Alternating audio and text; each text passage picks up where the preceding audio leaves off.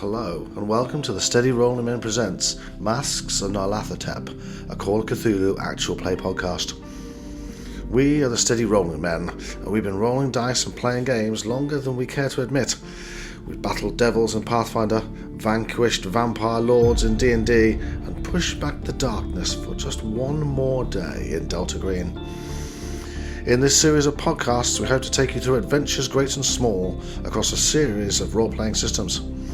Having grown up from 1st edition D&D with fond memories of old classics like Boot Hill and Gamma World, it's very exciting to see such a broad variety of amazing games now available. We'll be bringing you adventures from some of those amazing games, from great modern studios like Free League and Arc Dream, creators of the sublimely good Delta Green, but also some old classics. Throw some D&D in there. Yeah, who knows, we might even roll back the years and give you some 1st edition. But first, we return to the grandfather of horror role-playing games, Chaosium, and the world-spanning epic that is Masks of Nyarlathotep. Without any further ado, let's meet the players. Starting with myself. I'm Dave, and I'll be playing the character Alexander Waugh. Hello, my name's Simon, and I shall be playing Douglas Percival Lake. Hello, I'm Andy, and I'll be playing the character of Jacob Lockhart. Good evening, I am Adam, and I shall be playing the character of Stanton Fitzwarren. Every good group needs a good games master. Let's introduce ours and get this action underway. And I am Darren, I am the Keeper of Arcane Lore.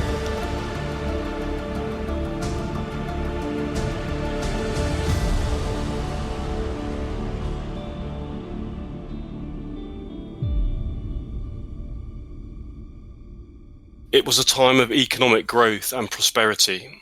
Financially and culturally, a new dawn beckoned where the horrors of the Great War could be left behind. Jazz music blossomed, artistic pursuits could be enjoyed, and people's desire for a better life could be fulfilled. In the bigger cities of the Western world, there was a break with the traditions of the past. A new modernity called, born out of the Great War. Automobiles, cinema and radio meant that for the average man in the street, the world would never be the same again. Yet all was not rosy at the beginning of the decade. January 1920 saw the 18th Amendment to the US Constitution come into effect, bringing with it the birth of Prohibition. In the same year, women's suffrage campaigners bombed Wall Street. The Ku Klux Klan returned to the streets of New York. Gangsters and corruption were commonplace, and numerous strikes, outbreaks of mob violence, and civil unrest became increasingly divisive. Blamed in many quarters on the socialist and communist rhetoric being peddled from the new Bolshevik leaders in Russia. The Roaring Twenties were a time of contradictions for sure, but for many they heralded newfound freedom, opportunity, hope and carefree living. It was a time of flappers and dance halls, movie palaces and radio empires, jazz clubs and speakeasies, and for the lucky few, of foreign lands and adventure. New York, January 1921. And there it was, staring up at you bold as brass from the morning's herald. That expedition could be just the opportunity you needed. New year, new start and all. It just had to be fate. 2 weeks later, you trudged through the snow and freezing rain of lower Manhattan to the small second-floor office that housed Cooper and Dickinson, the lawyers acting on behalf of the explorer Augustus Larkin. There, you were interviewed, for want of a better word, around your character and suitability for a place on the exclusive team that Larkin was assembling. To your delight, you were accepted on the day. Messrs. Cooper and Dickinson offered their sincere congratulations. It was impressed upon you that this was to be a very low-key affair from here forward, now that the team was being assembled, one that did not wish to attract to it any further attention than was necessary. Augustus Larkin was a discreet man, you were told, of English descent, as was Mr. Cooper by his accent, and his family were wealthy colonialists in Kenya. And he was keen to keep his discoveries and the credit for them away from the avaricious masses until they were authenticated and proper claims had been made. It appeared that in some quarters the natives in Peru had grown resentful of late of what they churlishly saw as the looting of their country's treasures. With the lure of lost treasure, forgotten wisdoms and warmer climes to accompany you, your journey home that day, as cold and wet as it was a heady one. In the following days, as promised, you received communication from Mr. Cooper confirming your acceptance on the expedition. your entitlement to an equal monetary share of any treasure discovered, a waiver of liability on behalf of his client should the worst happen, and once again a request that you remain discreet about the expedition.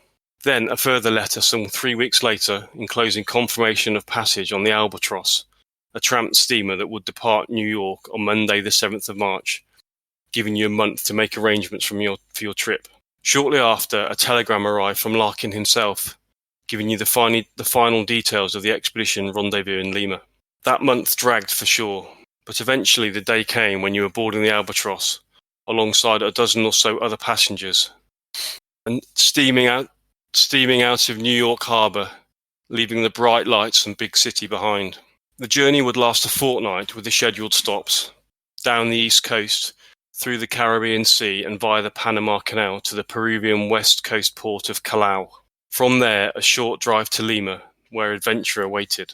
Okay, during the trip to Lima, it becomes obvious from the passengers leaving the boat and coming on, and the freight going on and off, and it's only you that remain. And you begin to realise that the strangers that you saw standing on the dock back in New York are obviously also on the expedition, and so naturally you gravitate to each other and begin to share each other's company over the journey. And it's during that time that you begin to get to know a little about each other. So if you could, one at a time, just kind of summarise your physical appearance and also what you would have told or what the others would have learned about you during that journey. So if we could start with Dave, you can go first. So my name is Alexander Wa. It is spelt R-O-Y, but it is pronounced Wa. I am originally from Levis in Quebec. My native language is French, but I learned English from my father, who worked a lot with the Americans. 6'2", 220 pounds, 24 years old, very athletic, muscular, well-built young man who has previously been a professional ice hockey player and very much has dreams of building a career in America and helping to be one of the founders of expanding the game south of the border. During the war, I was a submariner. I worked on the engineering room for one of the Royal Canadian Navy's 2 submarines that patrolled the Pacific and then were transferred to the Atlantic. Would you disclose any reasons to why you joined the expedition?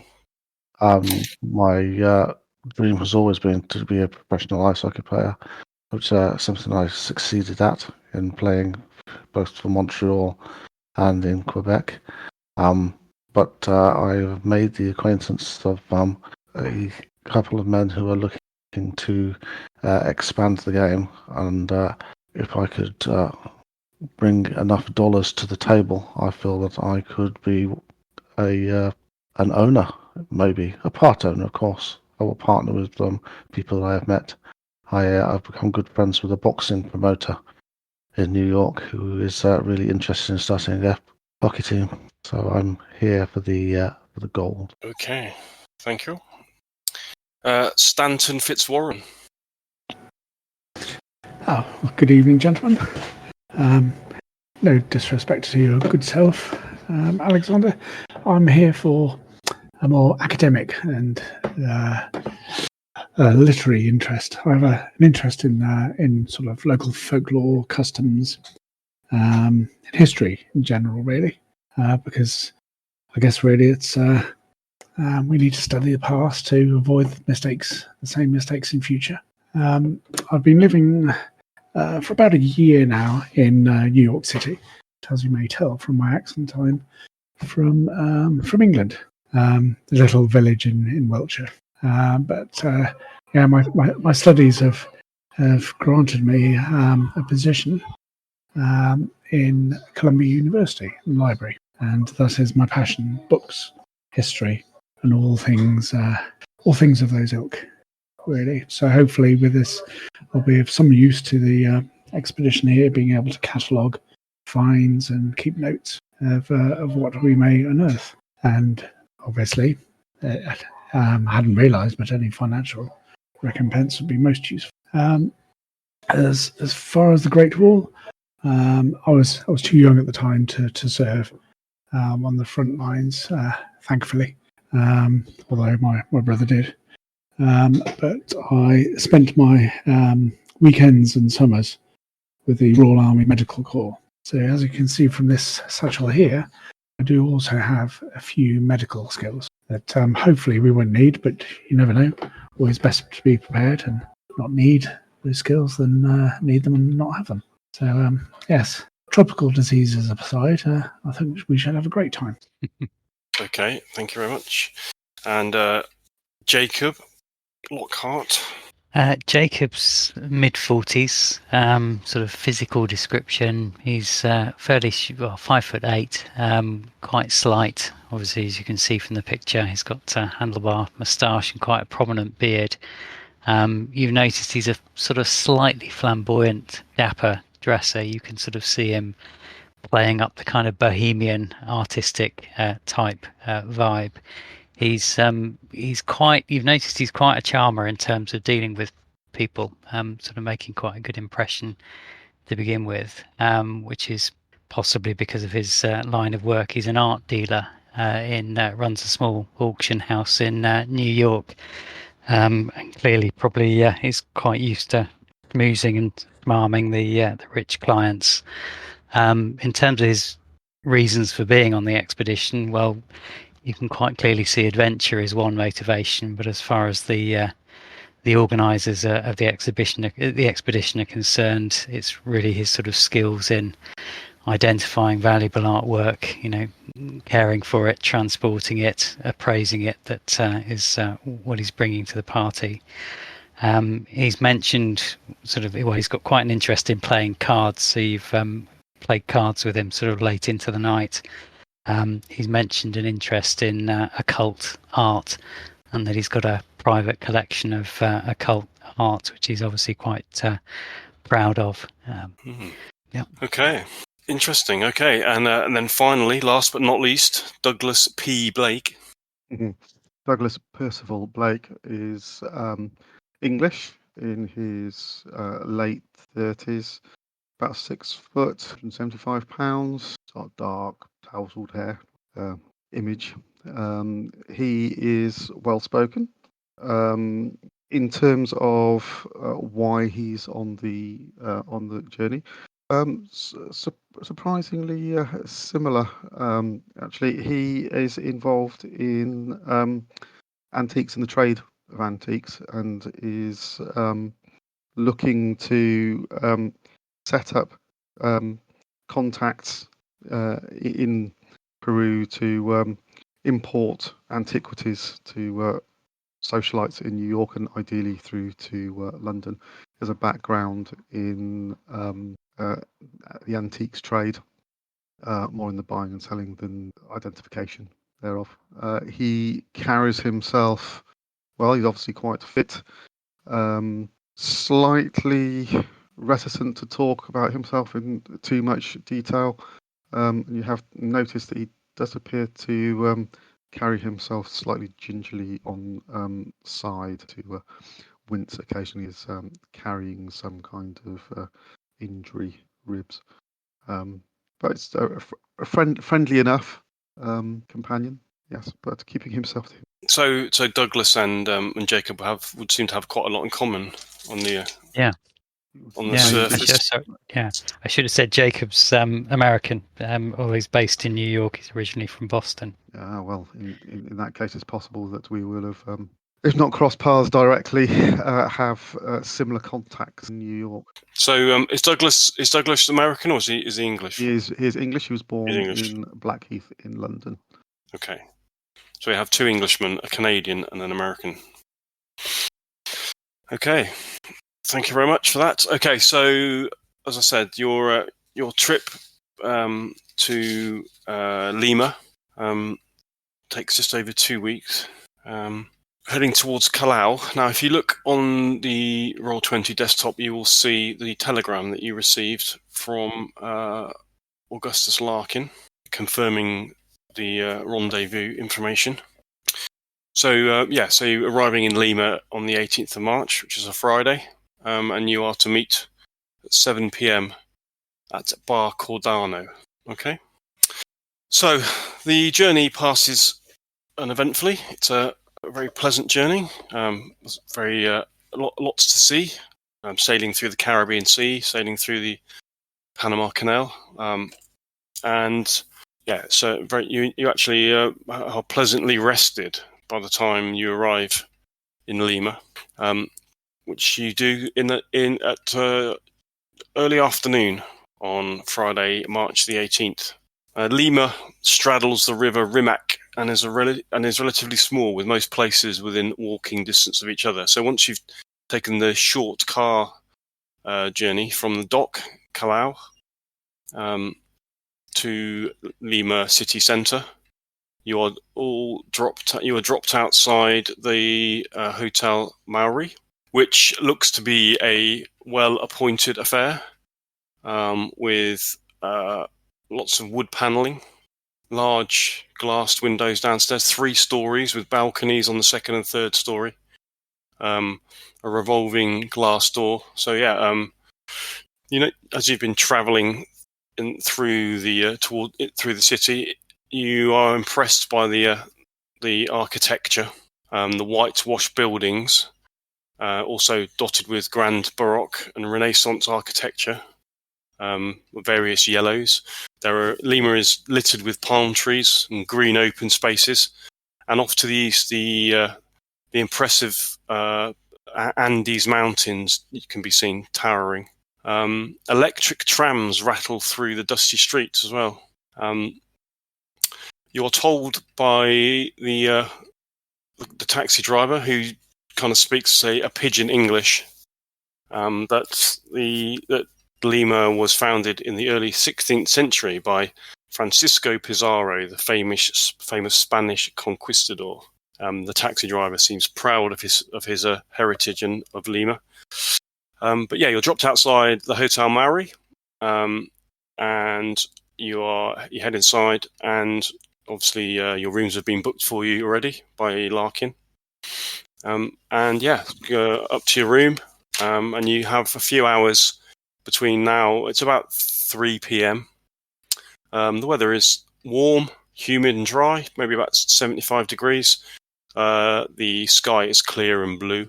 And it's a far cry from the snow-drenched streets of New York. Even when you left in March, it was still pretty chilly. But down here, it's lovely and warm.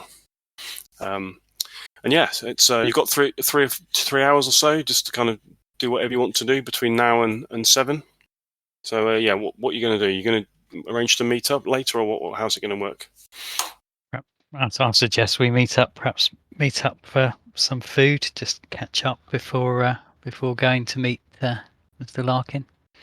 How's everybody? Do we know what the deal is with equipment and preparations for the expedition? Do we know whether that's going to be discussed when we meet Mr. Larkin, or is that something that we need to source for ourselves? It was mentioned back when you when you were originally interviewed by the lawyers that Mr. Larkin would take care of any equipment that was needed. So you assume that must be what this evening is about.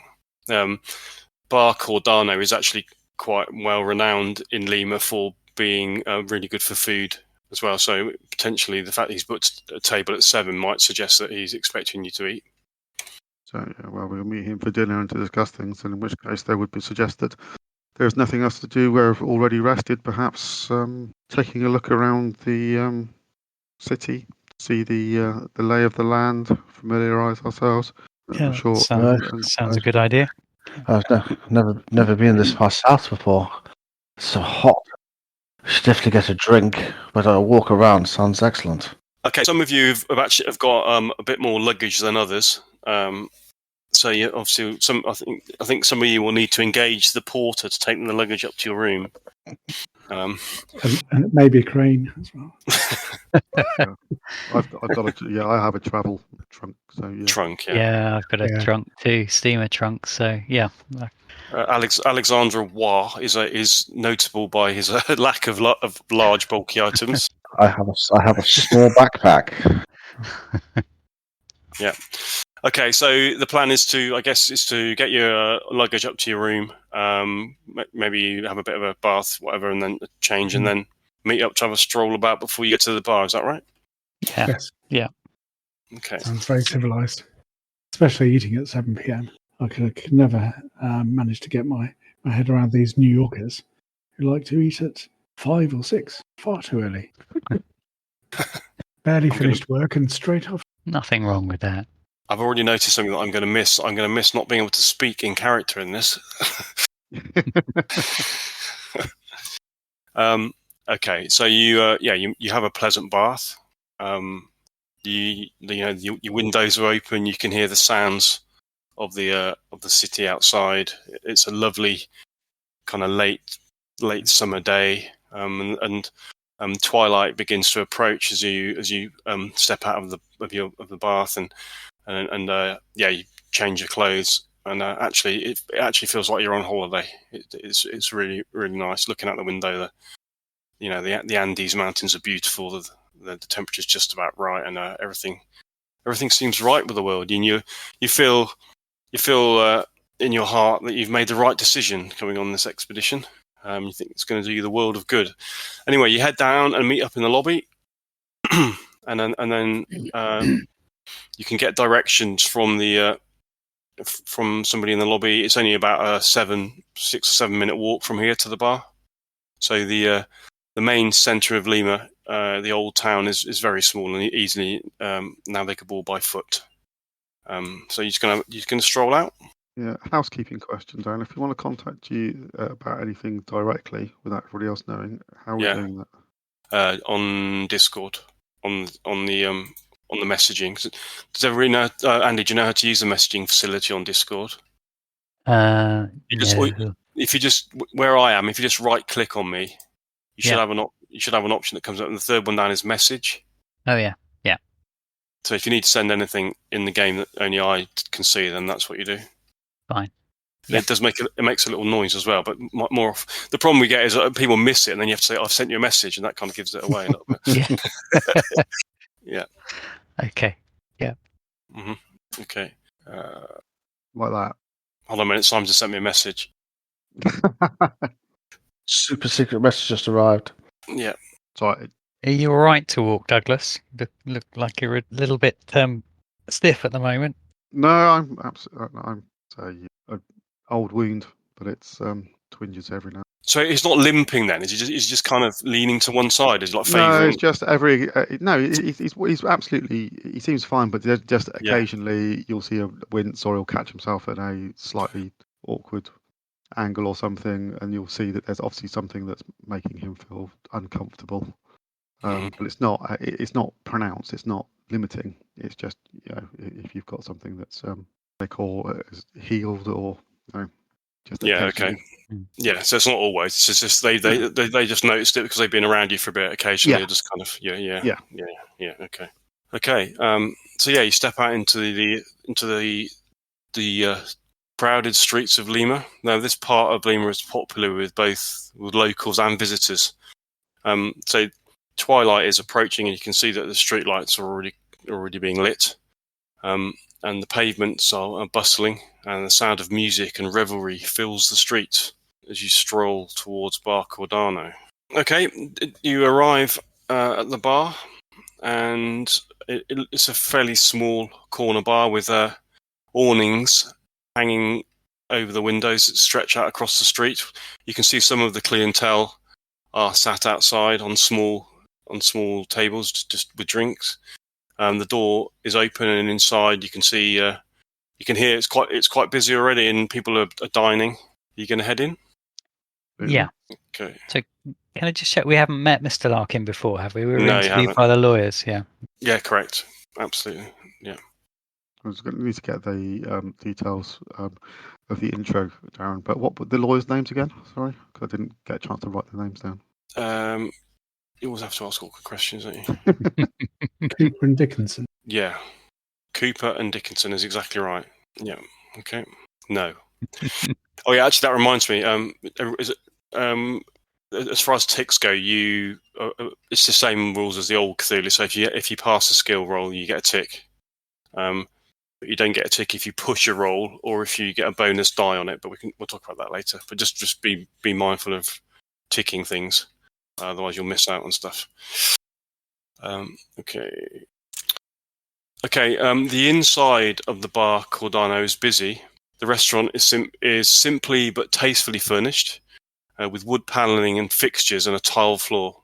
Most of the patrons appear to be eating fish dishes or sitting at the bar drinking. You notice that the bar is huge. It covers 2 walls of the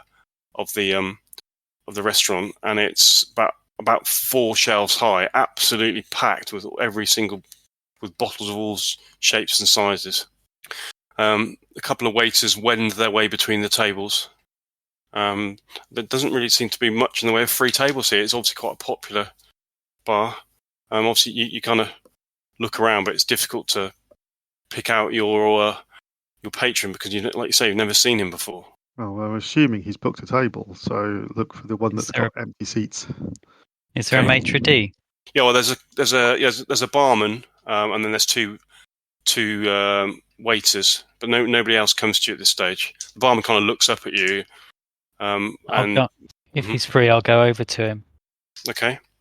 Introduce myself. Good evening. I'm Jacob Lockhart. I'm here to meet a Mr. Larkin. He kind of frowns a little bit. He's obviously struggling to understand you. Signor Larkin, see. He points over in the far corner. You can see a large table in the window that has 3 individuals sat at it. And that's the table that he's pointing at. To the left is a black man of average height and build. He wears a tweed suit and a fedora hat, and he smokes a pipe. Opposite the black man is a thin white man in a suit, and then there looks to be like a tattily dressed gentleman with long hair sitting on the table as well. Not on the table, at the table. Should we head over, gentlemen? Yes. Okay. As you kind of make your excuses, as you kind of almost have to push past some of the patrons that are eating, because the tables are quite close together. Eventually, you arrive at the window table. The black man stands and points his pipe at you and smiles. See, opposite him is a gaunt man with pronounced cheekbones and deep-set, piercing blue eyes. His medium-length brown hair is unkempt. The gaunt man with piercing blue eyes. And then there's also a guy opposite him with medium brown hair that's unkempt and no apparent attempt to style it. He wears a light cotton clothing which is tatty and well-worn. So the gaunt man in the middle, he stands, and it seems to be almost as much as he can actually do to stand up. He smiles, a kind of a weak, almost pained smile. Good evening, gentlemen. So you must be Mr. Lockhart? Good evening. Yes, Jacob Lockhart. It's a pleasure to meet you. Is it Mr. Larkin? It is indeed, yes. I'm glad you made it. Trust your journey was okay? Very pleasant, actually. It was a lovely journey, and Lima's such a pleasant city as well. I think we're all very pleased to be here. You've come at the right time of year. The temperature and the climate is perfect. And so you must be Mr. Fitzwarren, is that right? Yes, I'm sir. Very, very, very pleased to meet you. I'll have to shake his hand. He shakes your hand. Up and down like a puppy. You notice that both Jacob and Stanton have shook his hand. His hand is feels like really kind of clammy and sweaty and quite and weak. He's got a weak, clammy handshake. He does look quite ill. He's sallow, and you notice that his suit is oversized, and maybe because he looks like he might have lost weight. It's kind of hanging off him almost. But yeah, the color of his skin, and he's quite kind of clammy looking. Doesn't look the best really. But he turns to you and says, "And you must be, of course, of course. Which, yeah, he does offer his hand out, unfortunately. Yeah, okay, it is sweaty and clammy and not particularly pleasant. And you must be Mr. I believe it's Wa. Is that correct? I smile and nod. Very good of you to get it right. Many native English speakers would say Roy. I offer my dinner plate-sized hand to him. Big old maw. Well, I would never insult a man with a hockey stick. Yes, the lawyers were at pains to make me aware of the fact that that was the pronunciation. My French isn't particularly good, I'm afraid, but good to meet all of you anyway. And as you're talking to Mr. Larkin, he says, "Please, take a seat. Take a seat." Okay. During the introductions, the man with the medium-length brown hair, the unkempt-looking man, he hasn't really said anything. He's just sat there with like a really fierce expression on his face. He just seems to be he hasn't done any much more than just glance at all of you. As you sit down, you notice that he's kind of seems to be staring across the table at the other gentleman, who looks at you and says, "Good to meet you, fellas. I am Jesse Hughes." And he nods and takes his hat off to you. Good to meet you, Mr. Hughes. I'm looking forward to working with you all. Me too, Mr. Hughes. What will your role be? Well, I'm here just as a support, really. I am a folklorist. I have certain interests that I am pursuing, but I'm sure Mr. Larkin will tell you all about it. Can we order you something to eat or some drinks? Well, this place is famous for pisco sours. I don't know if you've ever tried one of those, but I can. And as far as the food goes, I'd recommend the escabeche. It's very good, and they do have red wine also, which is the house red is very palatable and maybe less illegal than it is where you've come from. Well, absolutely. When in Rome.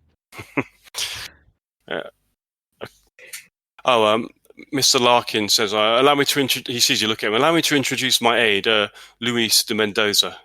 He introduces the. Dotto points to him. His English isn't particularly good, and he's a man of few words. Don't worry. He's more here for his knowledge of the lay of the land and also muscle. If you understand me. And Mr. Hughes here, he points at the other gentleman, is a folklorist from New York, like yourselves. Mr. Hughes arrived in town yesterday, taking us quite by surprise, and he'll be joining our expedition. Again, Miss Jessie kind of just nods, smiles. Unfortunately, it seems that 2 more would-be members of our group who are travelling from London will not be able to accompany us as they have been delayed indefinitely, which is a shame. But this is our lucky 7. So, Mr. Hughes was not originally planned to be part of our group then? Or did I misunderstand you? No, he wasn't. Mr. Hughes. No, it was just a fortunate coincidence that I happened to be in Lima and heard of the expedition and offered my expertise. Very fortunate. Happy coincidence. Jolly good that you were here, especially with those 2 Londoners being delayed.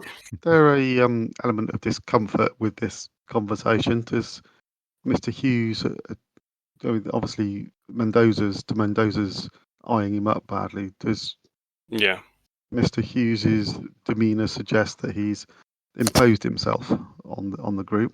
Okay. Or is it affable? Can you make a psychology roll, please? We're doing these on... on roll 20. Okay. I just lost roll 20. Did it roll? Didn't roll. Didn't see it. Try again. Oh, it's not actually rolling. It's just rolling. Yeah. Have you got the dice? You have to, because Andy, you had to do this the other day, didn't you? Last time. Yeah. I forgot the setting, maybe. Okay. Yeah. Because I think they've updated roll 20, and I think the setting. Oh, okay. Dice options. There we go. Enable 3D dice. That's it. There you go. Yeah. Got it. Okay. So when you're rolling dice, So what I need you to tell me is whether it's a success, whether it's a hard success, or whether it's an extreme success based on the numbers that you should have written on your character sheet. Okay. You'll have a number. Yeah, to get it. So an extreme success is the third fifth. number then. Yeah, exactly. Yeah. Okay. Yeah. Cool. Okay, let's try that then. Or a fail, of course. Always an option. Okay. Did I roll? That's not 67. You got. Okay. Is that's not a success, is it? That's not a success, no. No, Then again, the previous, the first one I rolled was 70 as well, so I failed. I got a couple of passes in the middle. Okay, I'll go with the last one because that was the one that actually had the dice on it. Yeah. Okay. So I mean, you can tell that, like you already picked up, there's something not quite right about the atmosphere here between the three of them. De Mendoza certainly doesn't appear to like Jesse Hughes very much. But other than that, there's not really anything else that you can discern. That's the kind of overwhelming vibe that you're getting at the moment. Yeah. Okay. Okay. So Larkin orders your food for you and some red wine, and says, "Well, yes. So we'll wait for your food to arrive. But in the meantime, yes. Is there anything that you wanted to ask me before I launch into my obviously, you're probably not abreast of the whole situation. So, shall I give you a précis of where we're at? Oh, yes, Wow, please. absolutely. Yes, please. Good questions after. So, a few months ago, whilst in the highlands, in the southern highlands here in Peru, I purchased some interesting artifacts and information from an alpaca farmer near Puno. Now, Puno lies on the edge of Lake Titicaca, which is, as I said, in the southeast part of the country. And it is these items that have led me to research the area and discern the fact that there may indeed be this hidden temple that is rumoured to exist. Up until my chancing across this farmer, I thought it to be nothing more than a rumour. But if I show you these items, he reaches under the table. He pulls out a bag. One is a pendant in the form. The first one, it's a golden pendant in the form of a man holding two rods or staves, embellished with rectangular shapes. And the second is a golden cup, which is carved with geometrical patterns and circles, and it's inlaid with turquoise. The farmer told me that his grandfather had recovered these objects from beneath a pyramid high in the mountains.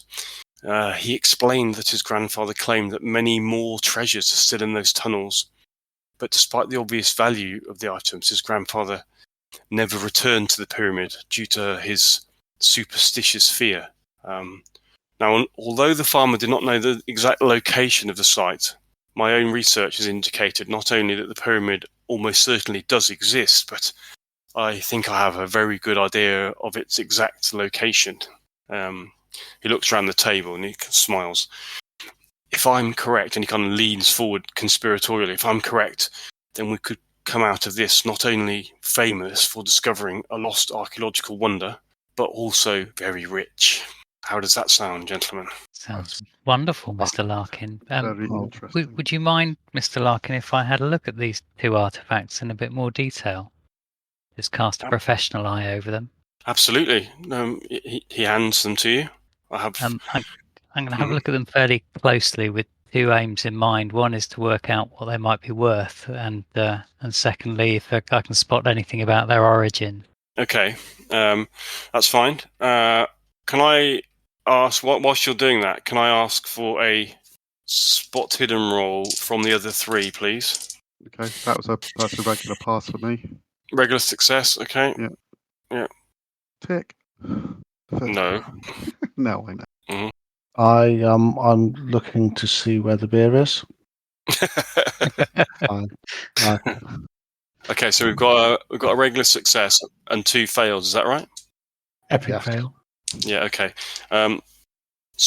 Douglas, you note as actually, I'm just going to I'll message you this.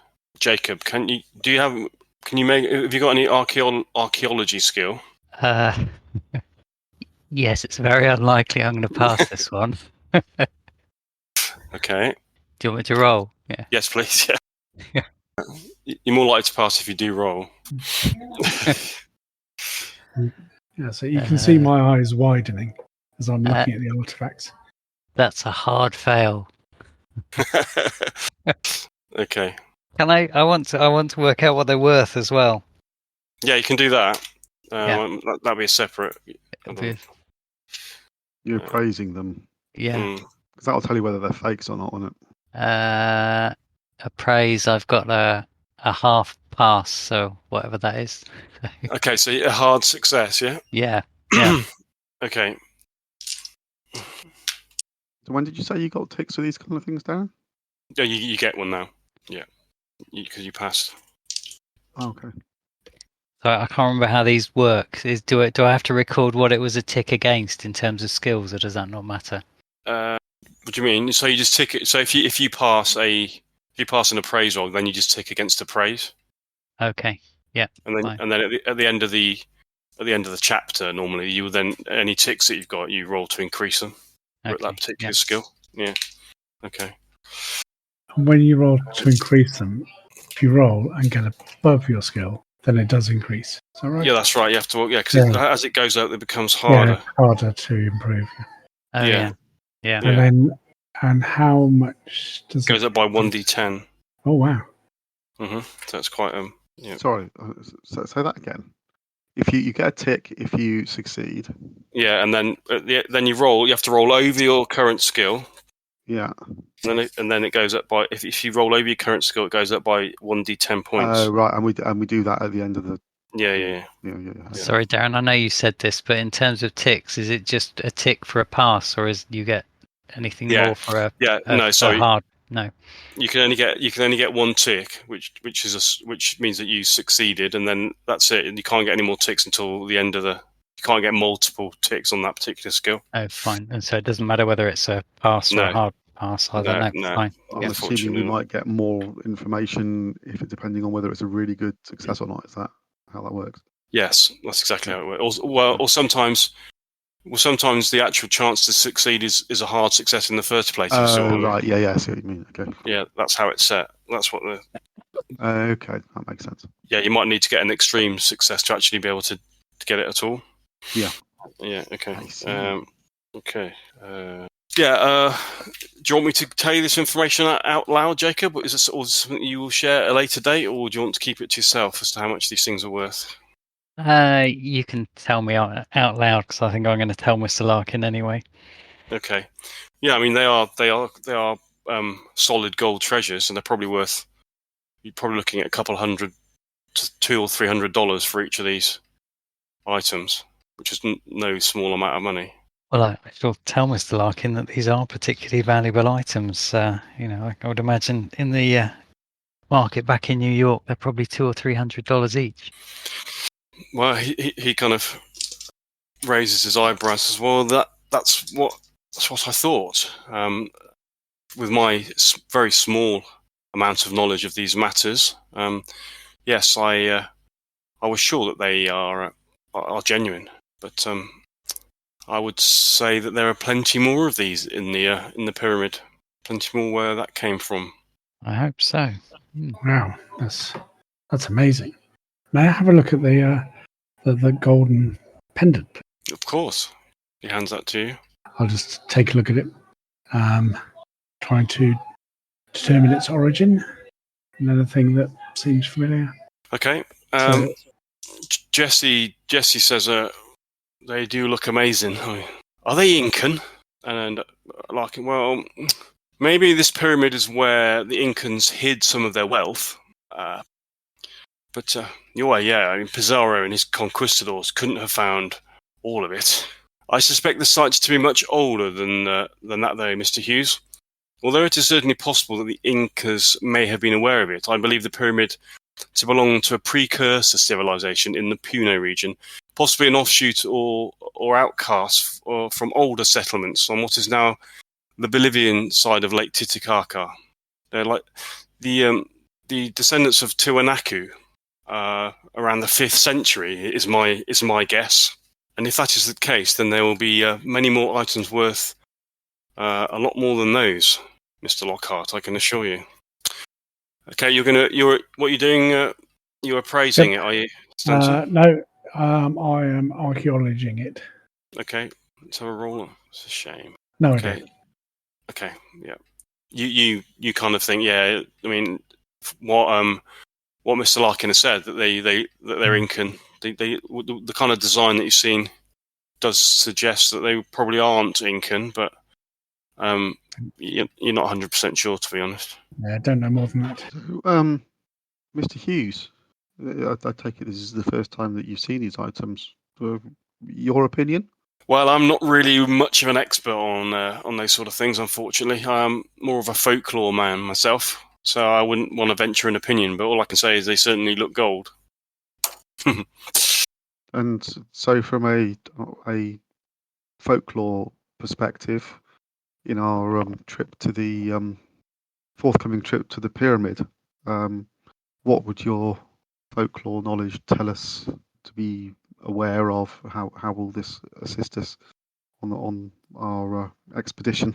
That's a good question. I mean, I've been traveling around Peru for a while, just researching local customs and folklore. If this pyramid itself was part of that folklore. So its very existence is in itself a myth. Well, it's thought to be up until recently. So anything that gives me a window into Incan folklore, is something that I'd be interested in. I specialise in music, medicine, and mythology.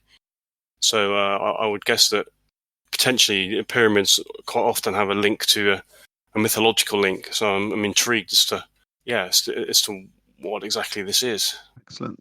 It's good that we will all have our own particular interests on what we can learn from this, retrieve from this location. What about you, Mr. Blake? What's your speciality? I have a professional interest, or shall I say a business interest in such objects. There is obviously a significant market for these kind of objects, or even the more mundane tribal objects. It's terribly fashionable for the socialites in New York and in London to decorate their houses with more primitive items. And of course, if we recover items of value such as this, then we're going to need to sell them on. It is my intention to find sources of such antiquities that I can set up a business trading them north to North America and then eventually into Europe. You seem to have it all worked out, he says. I certainly hope so. Well, I'll drink to that. That sounds a whole lot of fun. Mr. Larkin says, and you, Mr. Wah, do you have any questions? You're awfully quiet. I'm just enjoying listening to you all. It's eye-opening. It's very different looking around. They're busy and bustling, and it's just so far away, and so just really excited and happy to be here. How far away is the what did you call it? A pyramid? Well, that's a good question. So the pyramid, well, Puno, which is where I intend for us to travel to first, is 800 miles from here. So 3 days travel. Wow. Yes. And there's no short journeys here, I'm afraid. Yeah, once you get outside of Lima, then everything's a long way and high. Yes. So Like mountain climbing. Oh yes, we'll be in the highlands. Yes, we'll be up in the Andes, of course. Yes, we will be. So the plan is to travel by truck the 800 miles to Puno, which will take us about 3 days, and then from there, I plan to purchase some pack animals and fresh food once we reach Puno, and then make the overland journey into the uplands, which would take another 3 or 4 days.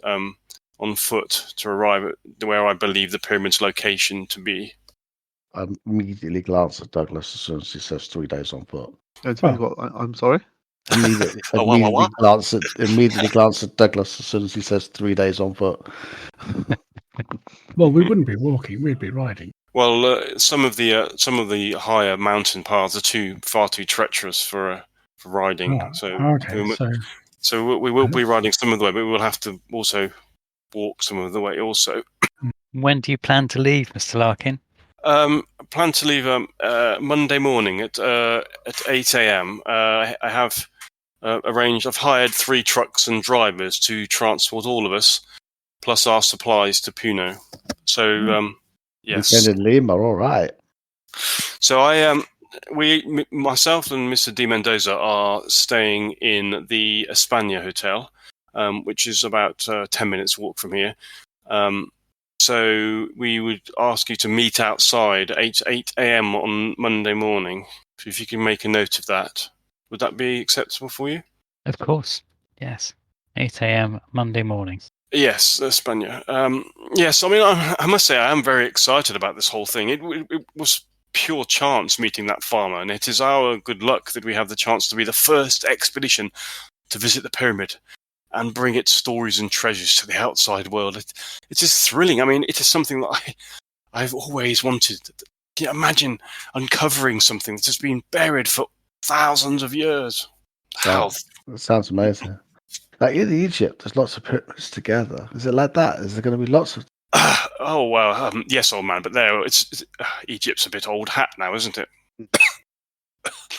I think everything that has been discovered, that can be discovered, has been discovered in Egypt. Mark my words. Oh, I wouldn't be so sure. I have a very good guidebook from the British Museum that talks about that, and there's suggestions of much more to come. Really? Well, yes. Well, this is our own. Let's call this our own private little Egypt, then, shall we? He raises his glass. To our expedition, to the Larkin expedition, he says. Larkin expedition. If Excuse me. I'm concerned for your health, Mr. Larkin. Are you sure you're in a fit state to travel in such harsh climes? I'll be fine. Yes, I'm a picture of good health.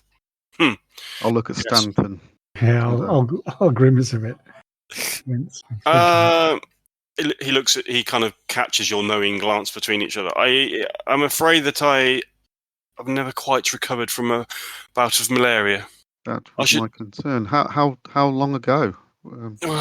It must be coming upon a year now. I should probably count my blessings to still be alive, and that it wasn't the Spanish flu, to be honest. But I'm still here. No, I'll be fine after a day's rest. That is why I've arranged for us to leave on Monday morning. So give me a little bit of time to rest and recuperate, and then if I spend the weekend relaxing and resting in the hotel, it's just been a long week for me making arrangements and travelling, and it does take its toll on me, if you understand.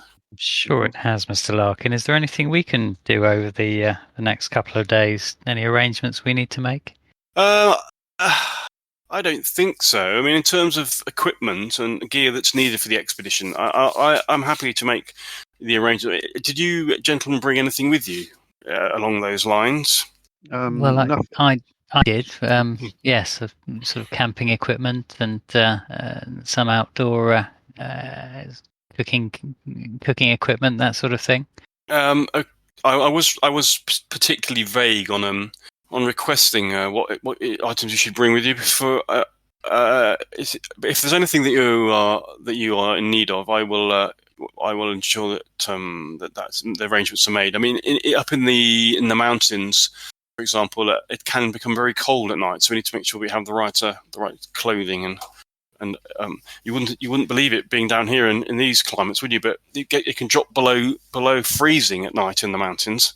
So, but you're not expecting us to be conducting actual climbing. This is hiking. So no, there won't be any actual climbing. I mean, I would struggle to do that.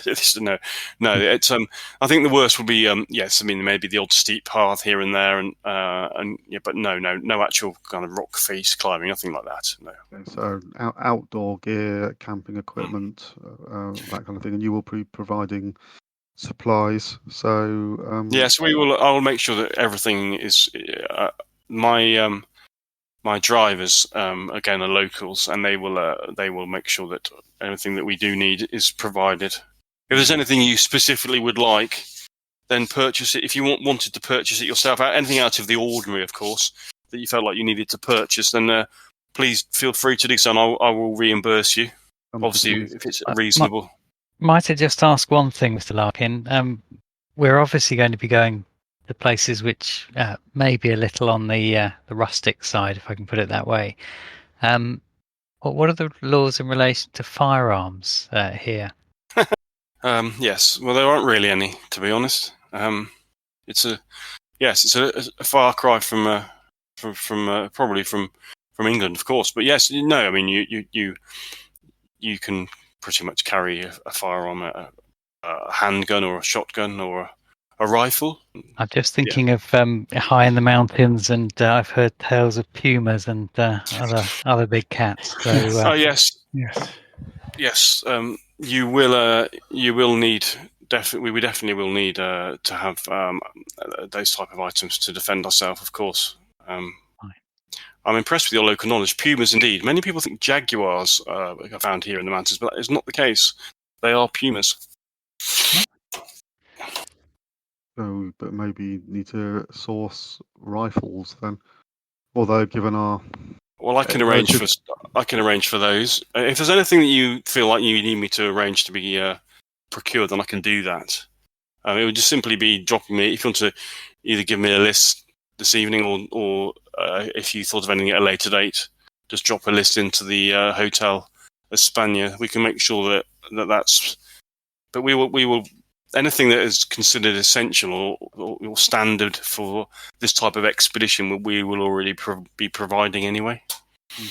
Well, perhaps we could discuss, gentlemen.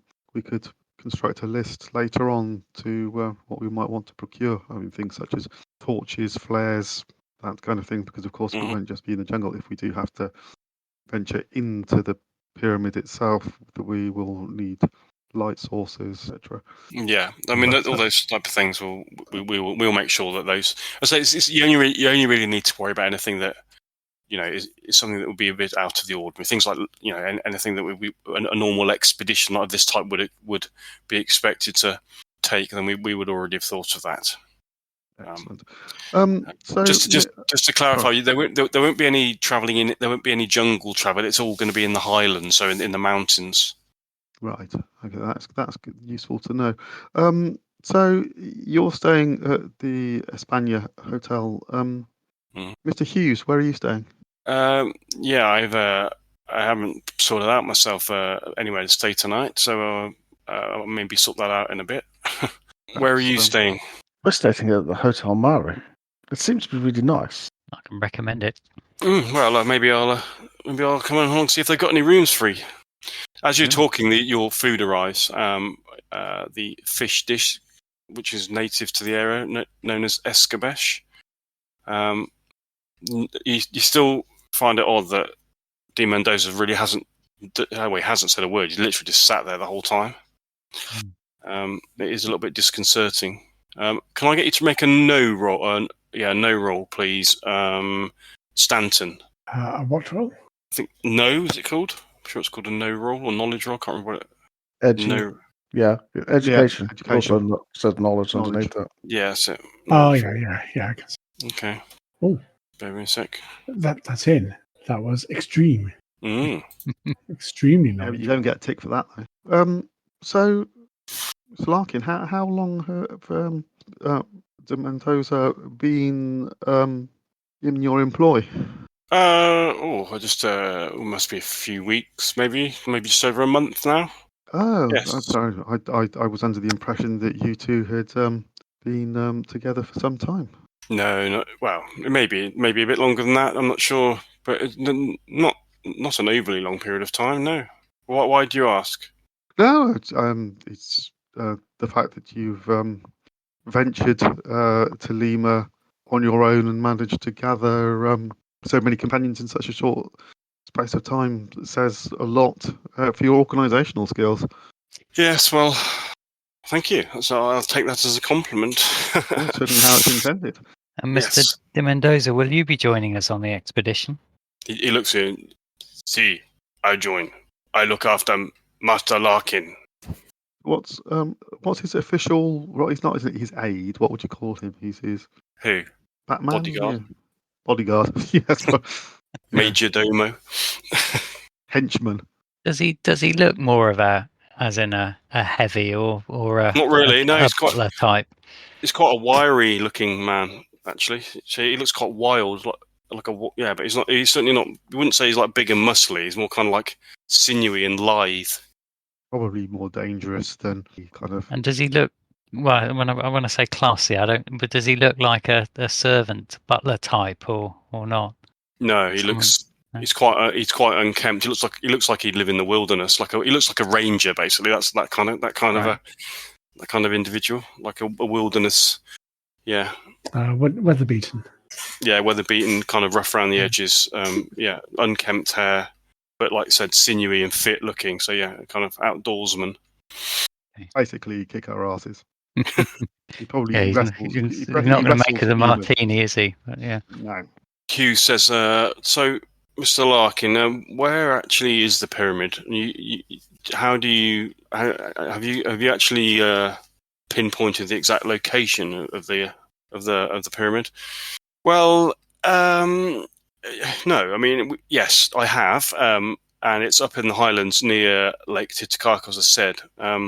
But as far as where it is exactly, I'm afraid that you understand, of course, I cannot give you the precise details until we are underway, because it's I wouldn't want the information to fall into the wrong hands, if you understand me. Not that I don't trust you, but we've only just met, and it's taken me quite a long time to work out where I feel this pyramid is. Lake Titicaca is a little over 12,000 feet above sea level. And the pyramid is on a higher plateau, probably at about 14,000 feet. So it's going to be fairly high up, and maybe a little bit different in terms of prevailing weather conditions to down here. So it's certainly not going to be a cakewalk getting there, but I think the rewards, as we've already seen, more than outweigh the potential hazardous nature of the journey. Do you have any other questions for me? No, I don't think so at this stage. What's today's day? Today's Friday. Friday. So we have the weekend for us to. If any questions come to us, we can find you at the España. Yes, I will be there. To be honest with you, I will be there the majority of the time. As we mentioned, I need to rest to have any chance of making such a journey. So yes, I will be. I won't be out and about much. So if you need anything, then yes, I will be there. But I may be asleep, so you may have to leave a message. Of course, Mr. De Mendoza will be there with me also. So you could always leave a message with him if necessary. That's good to know. Thank you. Just thinking about our luggage, because obviously we all came here with trunks, travel trunks. Would those be ported with us on the expedition, or no? Well, if you have any, yes, of course. Any luggage that you need to bring with you. But I will cover the cost of them remaining at the hotel if you do not wish to bring the luggage. Don't worry about that. Well, I packed pretty light anyway. Okay, can everybody make a spot hidden roll, please? Jeez. That's a no for me. I'm glad we're getting these out of the way now. Oh, just missed. I have succeeded. It is a regular success. Regular success. Thank you. I like that terminology. Jacob rolled a 1. It was my second roll. I wasn't sure it was my dice to begin with, but no, I failed. Boo! That would have been an extreme success. You solved the whole adventure with that one. Yeah, I was just saying, we did the first people to ever do masks in one session. Like a speed run. Yeah. Did anybody get a success with that? Yes, I did. I had a regular success. Just you. Okay. How do I get out of? Why can't I? There we go. How do you pronounce your first name, Dave? Is it Alexander? You pronounce Alexander or Alexandra? Alexandre? Alexander, just Alexander. Okay. But He wants to Alex. Lex. Lex. Lex. Oh, it's Lex, is it? Okay. Lex it is. Lex. Yeah. How many of us are there on the expedition? 7. 7. Awesome. So literally, it's Blake's 7. Oh, Are you promoting yourself to leader, Douglas? Yes, I am. Magnificent. Does that mean you disappear for 3 seasons? Yeah, pretty much. In Cthulhu, that is actually the best way to survive. yeah. Tom made a career out of it in the old days, being mad in the back of the car while somebody else got killed. Wait to the climax. Go mad. Get put in the back of the car. Everybody goes off to finish the adventure. Dies. Pants on your head, pencils up your nose. Yeah. Okay. I just sent you a message, Dave. Adam, can you make a medicine roll, please? Yep. Oh, you get a tick, by the way, Dave, for that one. Thank you. Well, I'll attempt a medicine roll. No. No, okay. No. Has anybody else got any medicine skill? I do, actually. Well, no, I don't. No. Well, your bluff is quite high. Oh, You're going to say, is first aid Sort of. medicine? No. Yeah. yeah. Okay. I'm going to There is method in that statement. suggest he take some Calpol for his malaria. Yeah. Yeah. I've got first aid, not medicine. So Okay, Yeah. so nobody else has got Yeah. medicine, no. No. Okay. Well, unless I roll a 1, I'm going to have a crack. Yeah. Well, We can. That's I rolled. I've got. Yeah. Yeah. Yeah, everybody's got some medicine, haven't they? I don't think I packed. Fucking. I think that I think I better call it a day there, my friends, because yes, I'm beginning to feel a little bit worse than where. Unless there's anything else that you wanted to ask of me before we leave. Well, not for me, Mr. No, Larkin. I think we'll perhaps leave you to rest. It'll be a heck of a trip on Monday. So, but we're very grateful for the food and the drink, and it's been a pleasure to meet you. Of course, yes. Well, we will become very well acquainted over the next few weeks, well, a couple of weeks at least. So yes, as I said, I'm very much looking forward to it. And thank you once again for answering my call. And I must inform you that there were a lot of applicants for your positions in this expedition. So you did very well in getting through the selection process. I know that I am taking a band of extremely diverse and effective adventurers into the mountains. So we can only meet with success, of course. And I hope that you are all as excited as I am about the prospect of being so handsomely rewarded for our findings. Well, absolutely, That's, you've given us a taste with those artifacts. So yes. That's just one more question I wanted to ask. What about what do we actually do when we get to the site? I mean, what actually is the point here in terms of what? Well. Obviously, we examine the site and then document any particular notes, anything of interest, and then recover any items of special archaeological interest. Of course, that's the most important thing, isn't it? Recovering the items. I mean, what's the point of them lying in tunnels in the mountains when they could be out making spreading happiness? I couldn't agree more. These items should be seen by the world, and if we can profit a little in the process, all the better.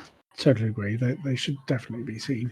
I'm also wondering about any government interest. Yeah, you see, the good thing about Peru is that there's no law against them archaeological items being taken, much to the chagrin of some of the local professors, etc. Yes, so we're not doing anything wrong, is what I'm trying to say. We're not breaking any laws, so do not worry about that, Mr. Stanton. Okay. So anyway, if that's everything, I will bid you good night. Enjoy a relaxing weekend in Lima, and we shall see you outside the Hotel España at 8 o'clock sharp on Monday morning. Would that be okay?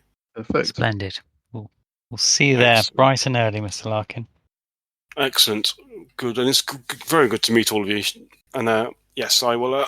He kind of stands and he almost falls back down again as he stands up. And Demon Dozer kind of grabs hold of him, like supports him, and like he turns around and gives you all of you a dirty look before he makes his way out of the bar with Demon Dozer kind of propping him up almost. Is Mr. Hughes going with him? No, Mr. Hughes is staying. Right. Hold on a second, but whilst I need to make it. Okay, so yeah, they both make the way out. Okay, so as Larkin and De Mendoza leave, Jesse turns to you and says, "Would the rest of you like to join me for a drink? Get to know each other a bit better?" Yes, why Splendid not? idea. We'll be spending time together over the next few weeks. It would be good to get to know each other in slightly more comfortable circumstances. Yeah, exactly. My thoughts exactly. I'm going to try me one of those pisco sours. I understand they have egg white in them, which has kind of put me off up until now, but I think I'll give it a go. Can I buy you all one? Oh, that'd be very welcome. Thank you. Thank you. It's very Pills kind. not for me, thank you. Pardon? Pills not for me. I have no sour. No, not my thing. Okay, you don't like what could be wrong with lemon juice, pisco brandy, syrup, and egg white? I mean, it just sounds like It might be an acquired taste. Next time we all meet up, we'll have to try it just for live role get the play. recipe. Yeah. And once again, pills not for me. Yeah, that's old egg white would really work for you, would it, Dave? Yeah, exactly. yeah. Okay. Jesse goes orders the drinks. Okay, so he's going to the bar and leaving us at the table. He just flicks his fingers for the waiter to come over. Okay. Okay, so two. It's the best thing about Spanish flu is you get table service everywhere. Whacker. Hold on. Trouble is, I keep ordering sours in the wrong bar because I keep using the wrong app. So the waiter comes over and in his best Spanish, he orders 2 pilsners and 3 pisco sours. Okay. Is he a decent Spanish speaker or not? Yeah, he is. Yeah. He seems to be pretty fluent in Spanish. Yeah. Anyway, as the waiter goes off to sort the drinks out, he turns to you and he kind of taps his pipe out, takes his hat off and kind of scratches his head, and he says, "So, how much do you believe of what you've just heard? Do you trust this, Mr. Larkin?" Well, I can't spell antiquities. I'm not as knowledgeable as all of you about pyramids and travel, but I do know teams and about teamwork. Mr. Larkin, he's a weak link. He's sweating so hard I could see the tattoo on his chest through his shirt. He is not getting to the top of no Mandy. Yeah. I think you're right, Lex. He's not a well man. If I was to be brutally honest, though, Mr. Hughes, I'm more interested in your position in the group, given that we were all invited, but seem to be a gatecrasher to this expedition. How do you come to be here? It seems a very great coincidence that you should just run into Mr. Larkin, and then to suggest that his motives are not entirely true. There seems to be more to your interest in this than you're letting on. He turns to you and smiles and says, "Yeah, well, I'll level with you. You're not wrong. You're not wrong.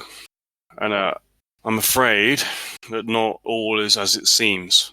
I believe that Mr. Augustus Larkin is planning to lead us all into great danger." And why would you say that, Mr. Hughes? What's led you to that conclusion? He stuffs some tobacco into his pipe and lights it, and he kind of leans back and says on his chair, "While in Puno, I was warned of a dangerous man who the locals believed to be a Karesiri, or Pishtaku. That is a kind of vampiric monster from local folklore that sucks the body fat from people. Do you want to know what that man's name was? Do tell. Luis de Mendoza." Obviously, such monsters don't exist in reality, and the legends likely started with the arrival of the conquistador, but it was continued links to stories of these Karesiri that first brought me to Peru. To earn a reputation like that with the locals, de Mendoza must be some kind of medio bandito. Of that, I have no doubt. He certainly wasn't the most welcoming of chaps, but yeah. So you fear that Mr. Larkin is being manipulated, drained by de Mendoza? Well, yeah, I mean, I made a note of the name Luis de Mendoza, so imagine my surprise when I crossed paths with him here in Lima. I observed his activities and learned that he was working with Larkin and arranging to explore the pyramid.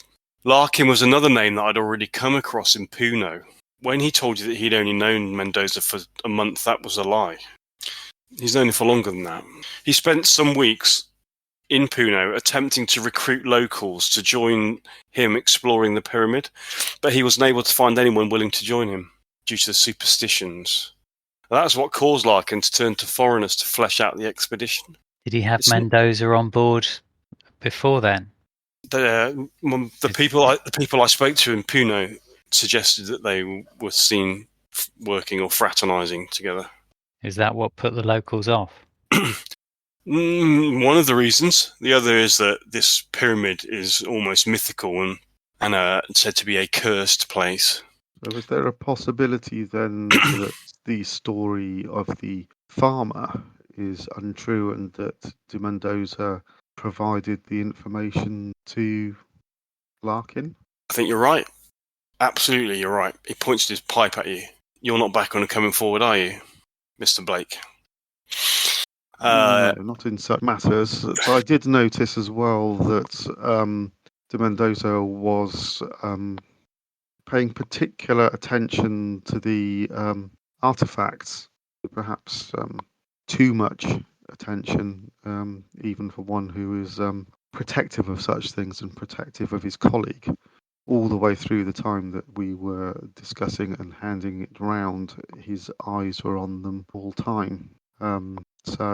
Yes, I would be suspicious of de Mendoza.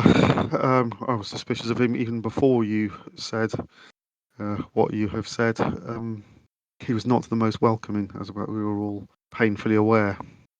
No, it seems we all have our concerns, but what might help is if we had a better understanding of de Mendoza and Larkin's motives. I got the distinct feeling from Mr. Larkin that money was treasure was driving him, but I'm not sure about de Mendoza. What would his rationale be for this?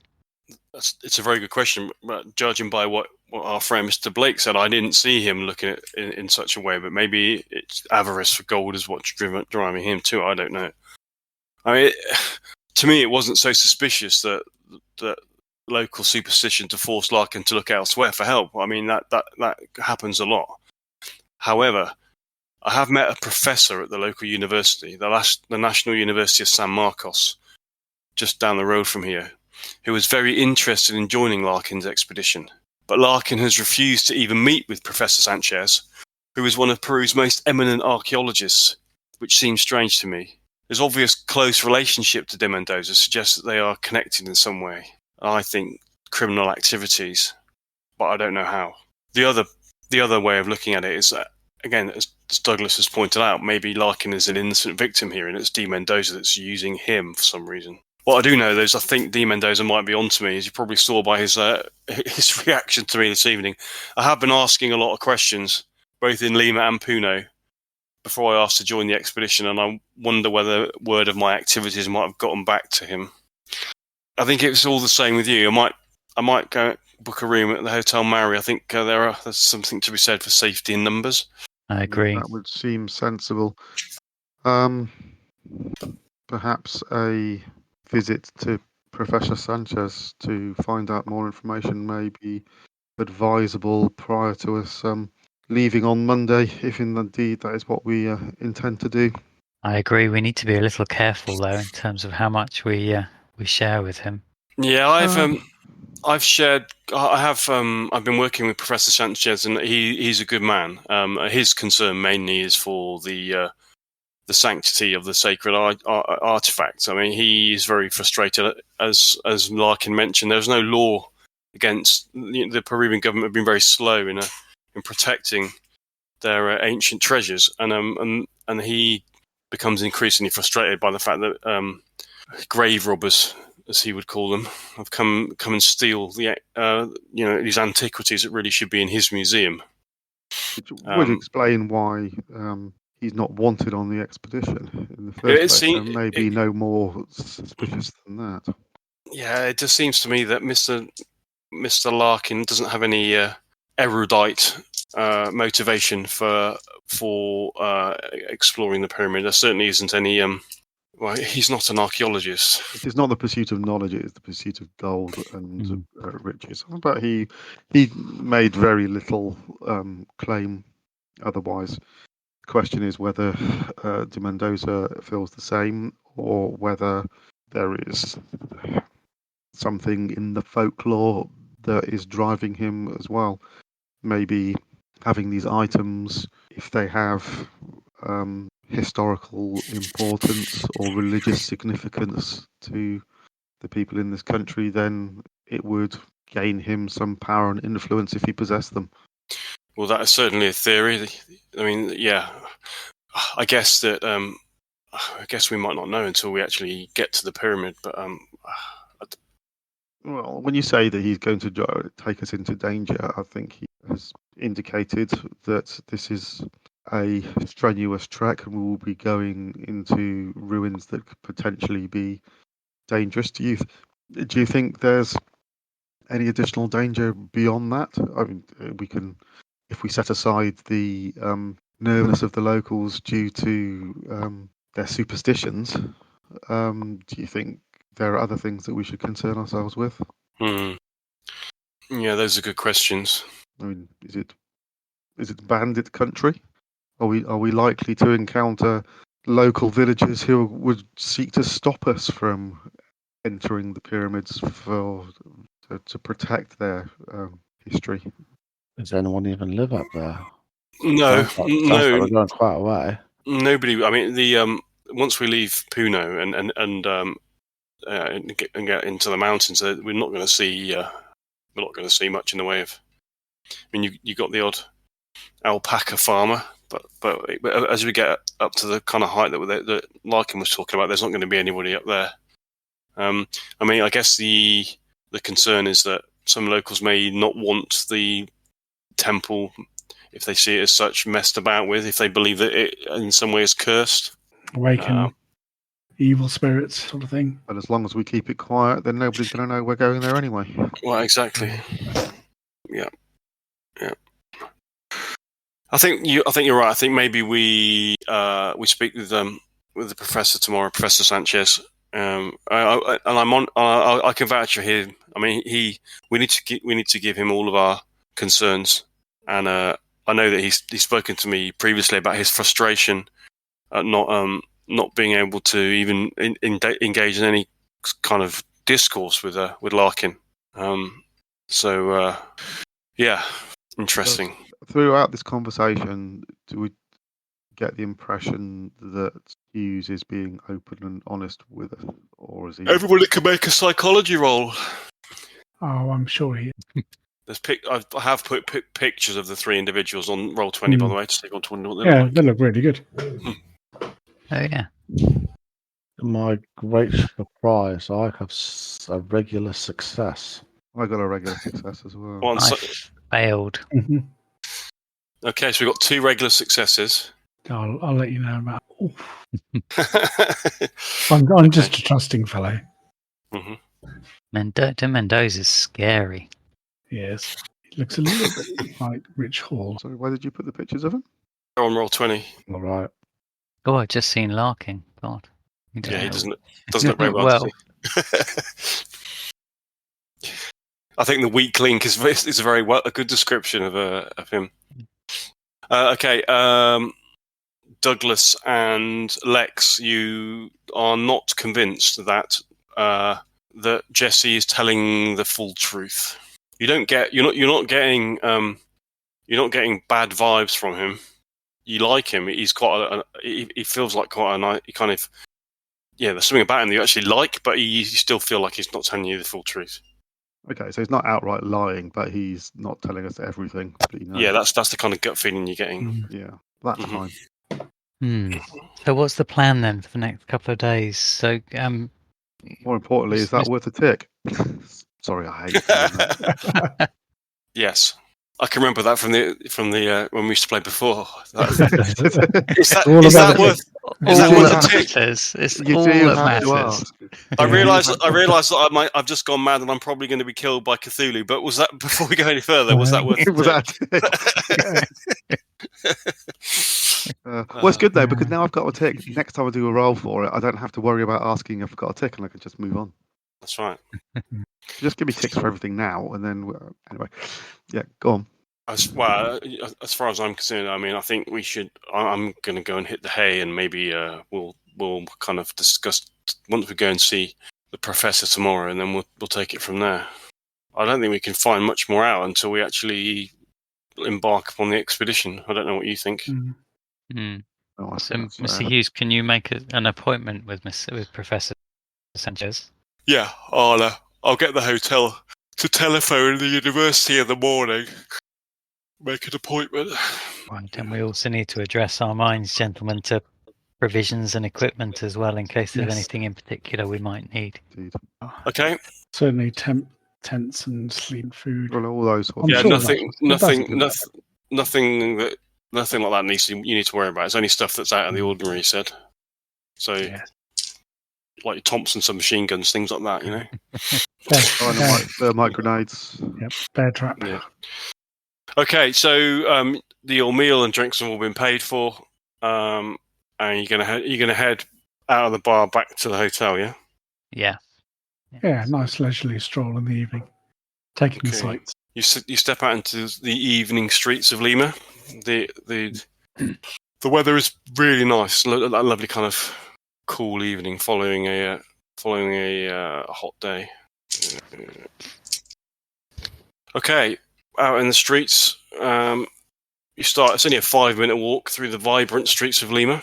I have to say, gentlemen, that's taken the gloss off the whole thing a little for me. I was quite upbeat and excited, but somewhat concerned now, particularly about Mr. De Mendoza. Yeah, well, I'm sorry that I've been the bearer of bad news to you all, and I realise you've travelled a long way, but, we just got to keep our wits about us. It's to be expected. I'm sure, Jacob, that you will have experienced criminals and ne'er-do-wells in your business, where there is art and money, there is forgery, there is crime, there are grifters. Unfortunately, everybody is drawn towards any way that they can make money. Well, it was one of the reasons why I wanted to take some time away. The gangs and the organised crime in New York are becoming a real problem. Yes, that is. Streets are still safe, but yeah, they're starting to take a hold, so I've heard. Depends on the streets that you walk, unfortunately, but that is the same everywhere. Say, Lex, and the company you keep. You're into hockey then? Is that ice hockey? Is there any other sort? It was a bit small. I think you found the other game is called field hockey. I'm not much of a sportsman myself, but I have got a Canadian friend back in New York. His name's Noah Cameron. He's a barman at the Hotel Chelsea. He grew up in Cornwall, Ontario, and he played lacrosse at school with Corb Denny. I guess you'll know who he is. Yes, every Canadian knows every other Canadian, eh? Lacrosse, though, great game. Good way to work your stick skills during the summer. ice hockey, like polo without the horses. I believe he plays What's for what's the. polo? I think he plays for Toronto now. He scored 6 goals against the Hamilton Tigers earlier this year. When we're back in the Big Apple, I'll introduce you. Yeah, that would be excellent. Thank you.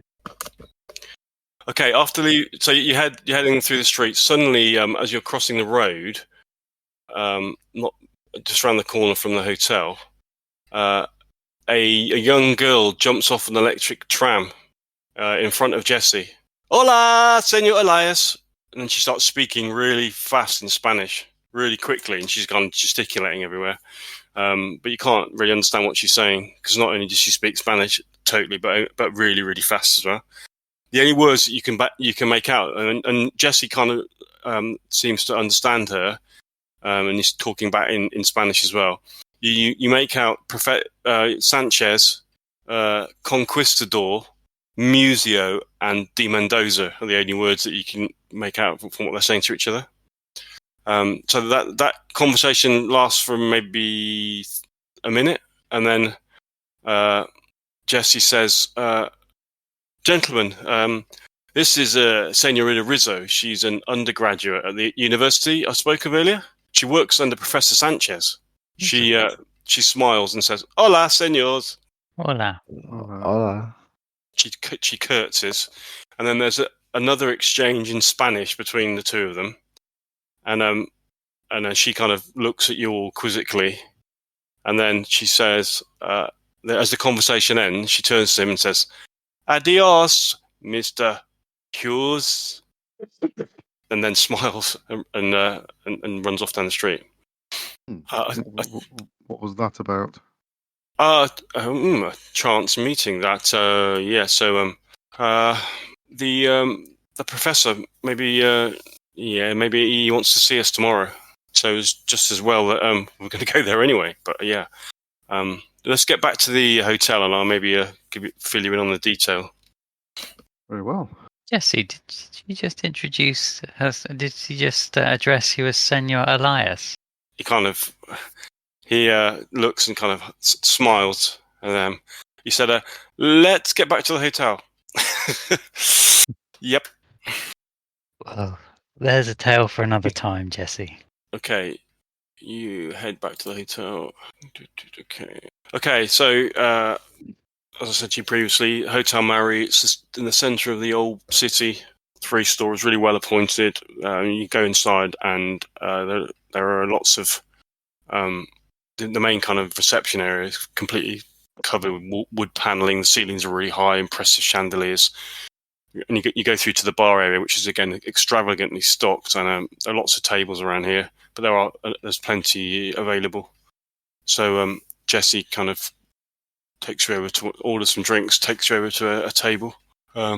You're quite close to the bar, so you're like next to. You see where the barman's like mixing cocktails, and the kind of clientele here is quite well to do. So you've seen that the average kind of the average individual in Lima is kind of Western dressed.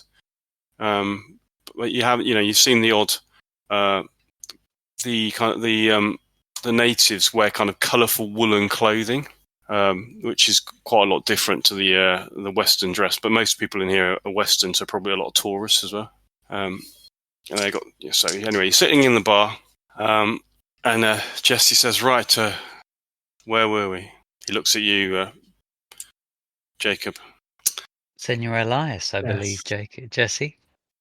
Yes. Didn't go unnoticed. He looks at his pipe and he kind of takes his hat off. "Okay, amigos, I'll level with y'all. I'm not Jesse Hughes.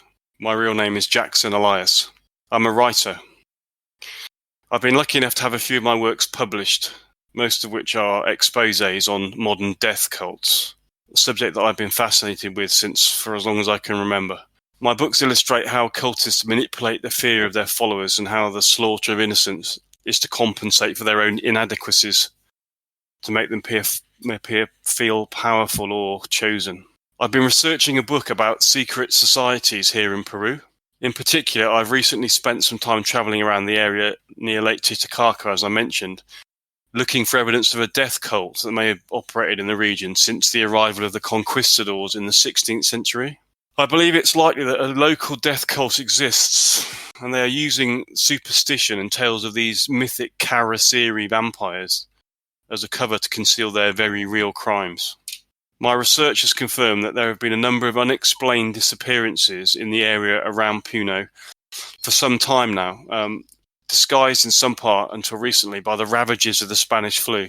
Somehow Larkin, Mendoza and the pyramid are connected in some way to the activities of this cult, I'm sure of it, but I'm not yet sure exactly how. Trinidad, Senorita Rizzo, she told me that she's found an old document that she believes to date back to the days of the conquistadors in the museum archives, and she's in the process of deciphering and translating its archaic ramblings. Professor Sanchez also believes that the university may have some artifacts related to the pyramid site. He's invited me over to the university tomorrow morning at 11 a.m. It might be best for you to join me. Absolutely. And Senorita Rizzo mentioned that a man fitting the description of Di Mendoza has been seen hanging about outside the university on a few occasions since I last went to see Professor Sanchez. We need to tread carefully from now on, friends, as I suspect a cult is operating here, then its members could be lurking anywhere. I am sorry for the deception, but as you can appreciate, I had to keep my true name away from Larkin, for I have built up some fame in certain circles with my publications. It's good that you've chosen this moment to provide us with the additional information. It was kind of forced on me a little bit. Well, indeed. If we are to assist each other, it would be advantageous if you didn't keep anything further with us, from us even. Yeah, I know that, but as you can appreciate, it's doing the type of research that I do is it's a dangerous occupation. So I wouldn't be alive now if I wasn't sometimes a little bit guarded with the truth. Until at least I know that I can trust individuals. Yeah, cuts both ways, Jackson. You need to earn our trust as well. Well, I understand that, and I will do my utmost to do that. But let's just say that from now on, it's all cards on the table. But perhaps, Jacob, we should continue to call him Jesse. You will have to do that, yes. Yes. Well, so that is where we are, gentlemen. Are you concerned for Risso's safety, Sanchez's safety? If they are being watched, do you think that de Mendoza or one of his fellow cult members might make a move on them if they think that it may impact on what we are being employed to do? I guess that is one way of looking at it. I mean, do you think I should be worried? I would always be worried if somebody is watching somebody, particularly given Yeah, his honestly, background. I wasn't particularly enamoured with that bit of news. I would suggest. Well, if we're going to go to see the good professor in the morning, we'll just have to warn him. I mean, he bearing in mind that Rizzo knows, I guess he knows too. So, I mean, this. I can't imagine anything happening in the middle of the city. Well, I don't know, but I've not up till this point. I've not heard of any cult activity down here in Lima. It's kind of more of a touristy, as you can see, more of a cosmopolitan touristy city, and with that, obviously, there's more police. Is your sense of our first day here? Is your sense that for this cult to make a move on, I suspect is a fairly well-known figure, academic figure, would draw too much attention on them? Yeah, exactly that. I think that up until now, as I said, activities have been, which is the case with a lot of death cults. I mean, they only exist through fear, but also through serendipity. If they become too brazen with their activities, then they draw the attention of the authorities, and they will, that is normally the end of them. So, yeah, I mean, they have done a good job in covering up the disappearances. None of these people that have disappeared none of their bodies have been found. So they're very. If I'm right in my thinking, and as I said, I'm quite experienced in dealing with these type of groups. I think that they will be pretty clever and actually, yeah, as you said, committing some sort of atrocity in the middle of the city would not necessarily be the way to.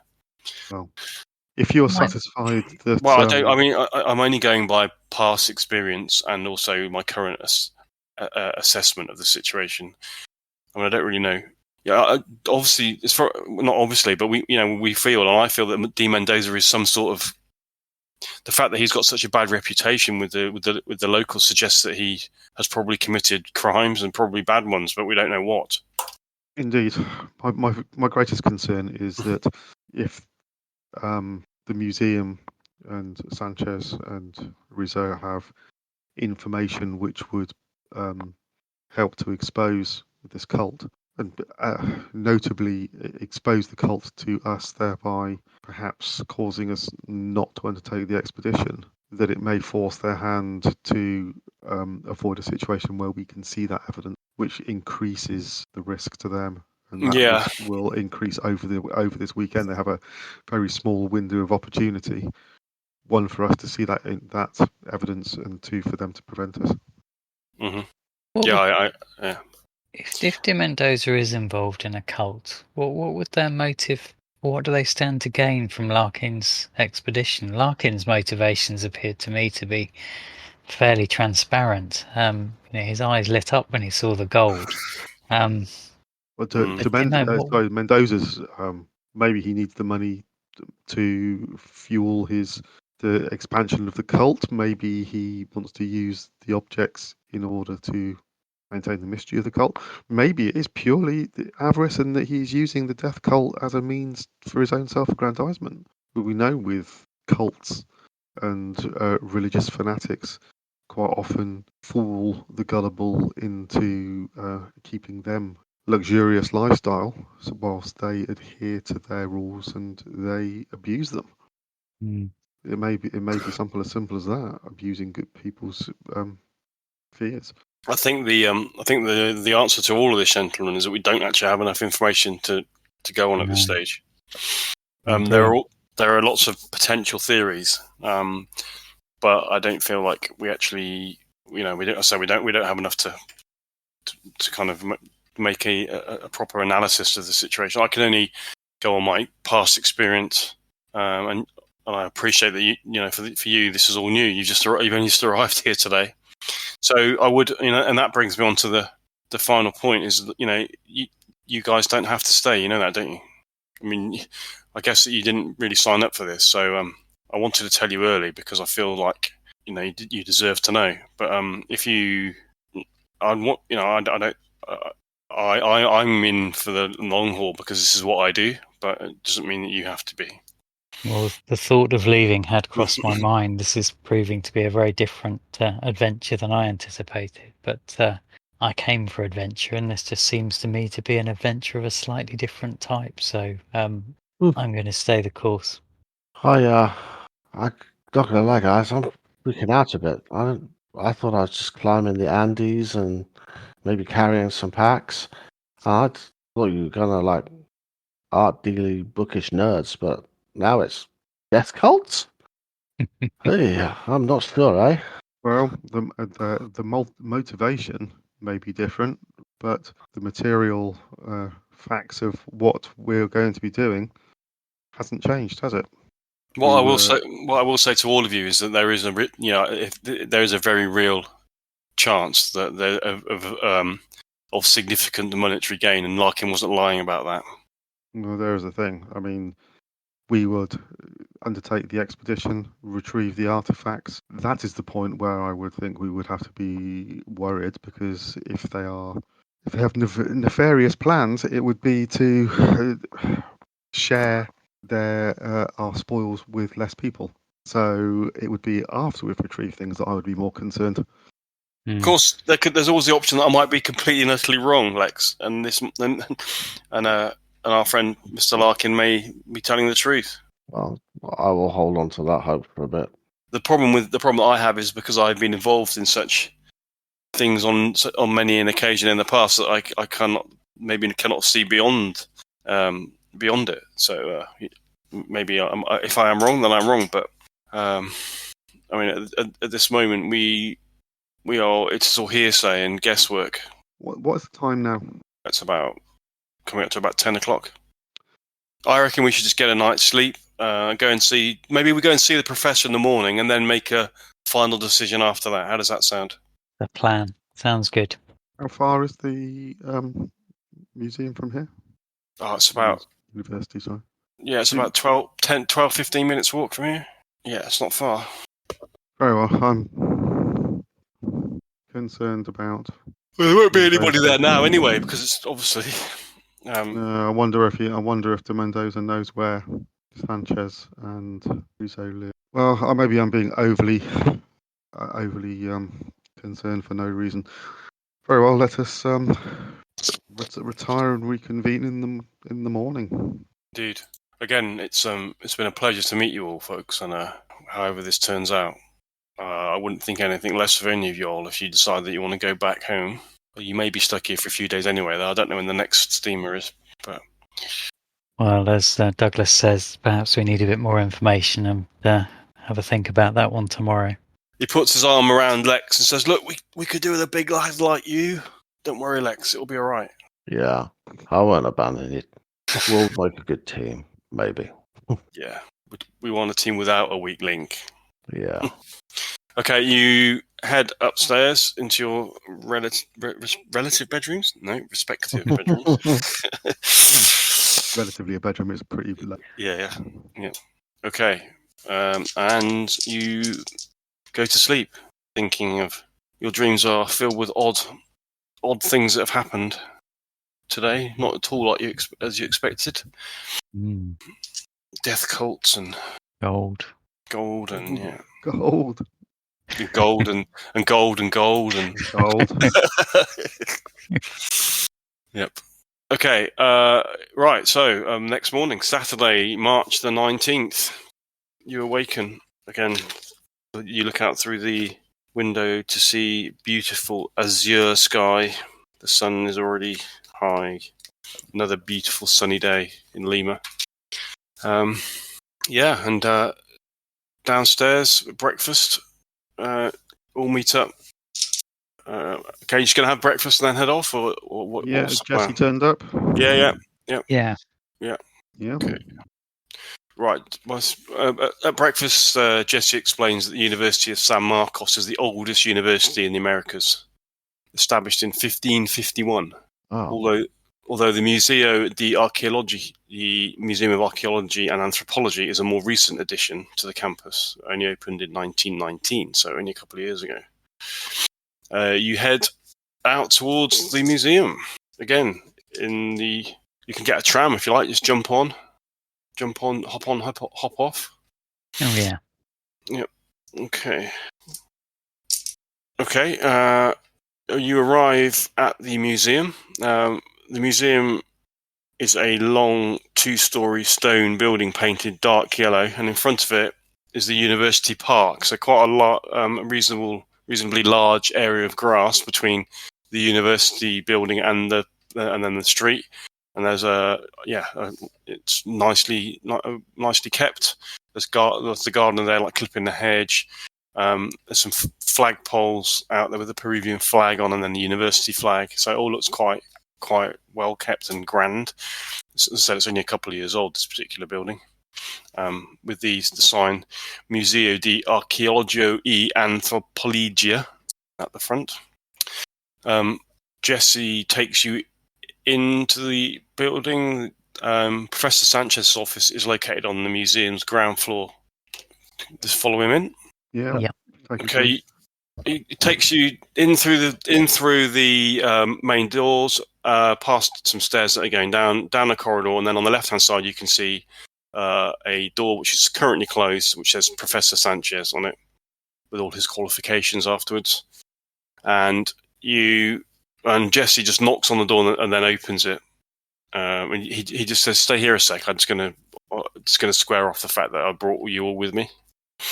He goes in. You hear a quick exchange of conversation in Spanish, and then he opens the door, and you walk into the room. Okay. The room is airy. It's tall ceilings with white walls and shelves full of books and artifacts. Give me a second. The office is so full of books and artifacts. The windows have been left open, which keeps the room airy despite the heat. The office is dominated by the professor's large hardwood desk, which is piled high with papers, books, and journals. The professor is quite a dapper-looking gentleman with glasses and combed back dark hair. Just bear with me. Yeah, okay.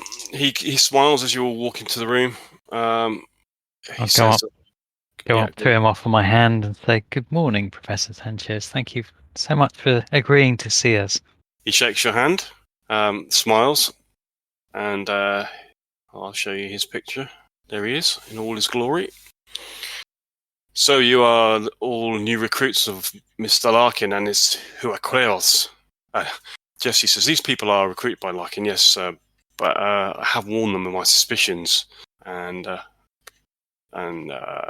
obviously they're skeptical about my story for the time being, but they would like to see the information that you have, and to hear about your dealings with Mr. Larkin. The professor nods. Larkin.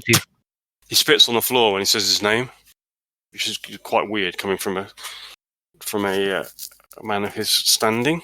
Trinidad has been... Sorry, you go. Well, I was going to say, Professor, we've met Mr. Larkin for the first time yesterday, and I think it's fair to say we all have some concerns about his proposed expedition. It sounds very much like you might be able to provide us with some valuable information that might help protect us. We'd be very grateful for anything you could share with us. Yeah. Larkin. 5 times I tried to contact him to join his expedition. 5 times. Nothing. Bangs his hand on the desk in frustration. I read about Augustus Larkin and his pyramid in newspapers, and so I write to him all of these times, offering the assistance of the museum and all of its staff. I even tried to visit him at his hotel, but nothing. Nothing at all. And then I meet with Jackson Elias, and he explains to me about Larkin's connections to what is maybe a cult of murder and a band of criminals, and it all makes sense to me. Huacueros, yes, grave robbers.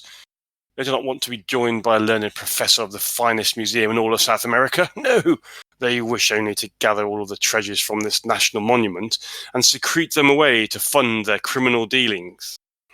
I do not have much time for Mr. Larkin. Coffee? Thank you. Have you come across de Mendoza, Professor Sanchez? I am aware of him. He's Larkin's lackey. Rizzo said she has seen him outside the university on a couple of occasions. Quite what he is aiming to achieve here other than to intimidate us, I do not know. It's ironic that he would not reply to any of my requests for contact. Yes, he sent his lackey to stand outside here and watch us. I understand he has a reputation. Is that something you know anything about? Just Jesse or Jackson. I'm going to get confused myself now. So I haven't given the full information of what I've learned to Professor Sanchez about de Mendoza. They are both criminals, is all I know. My assistant, Rizzo, she's been working hard on her summary of the final confessions of the conquistador Gaspar Figueroa. It contains important information about the pyramid.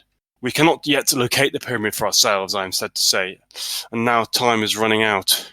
Archaeologists will take away some of the treasures to their own country, yes, but always some must stay for their local museums. These artifacts must not be stolen away by criminals. I understand you're upset, Professor. So let's have a coffee and have a chat about it. He gestures for you. Sit down. Professor, you say you don't know the location of the pyramid. Larkin seems to know the location, although it's information he's been quite guarded about. How do you think he may have succeeded when you failed? I do not know. I've no idea. I have for many nights been working here and going through our huge storeroom below with all of our ancient artifacts and writings, and I have not found anything until recently when Trinidad found this manuscript, but even that does not seem to show us the location. I do not understand how he has managed to do it.